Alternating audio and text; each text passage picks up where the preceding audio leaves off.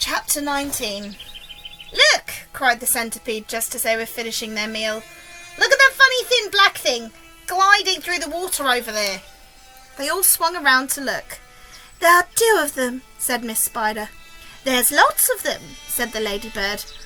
"What are they?" asked the earthworm, getting worried. "There must be a kind of fish," said the old green grasshopper. "Perhaps they've come along to say hello." "They're sharks," cried the earthworm. "I bet you anything you like that they're sharks and they've come along to eat us up." "What absolute rot," the centipede said, but his voice seemed suddenly to become a little shaky and he wasn't laughing. "I'm positive they're sharks," said the earthworm. "I just know they're sharks." And so, in actual fact, did everybody else, but they were too frightened to admit it. There was a short silence. They all peered down anxiously at the sharks who were cruising slowly around the peach. "Just assuming that they are sharks," said the centipede, "there still can't possibly be any danger if we stay up here." But even as he spoke, one of those thin black fins suddenly changed direction and came cutting swiftly through the water, right up to the side of the peach itself. The shark paused and stared up at the company with small evil eyes. "Go away!" they shouted. "Go away, you filthy beast!" Slowly, almost lazily, the shark opened its mouth, which was big enough to have swallowed a perambulator, and made a huge lunge at the peach.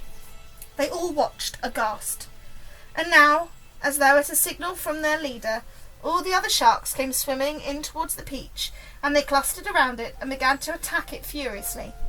There must have been 20 or 30 of them at least, all pushing and fighting and lashing their tails and churning the water into a froth.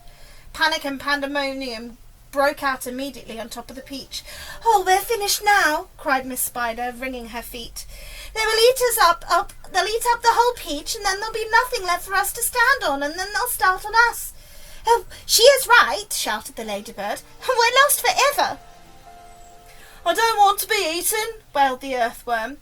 "But they will take me first of all because I'm so fat and juicy and I've no bones." "Is there nothing we can do?" asked the ladybird, appealing to James. "Surely you can think of a way out of all this." Suddenly they were all looking at James. "Think," begged Miss Spider.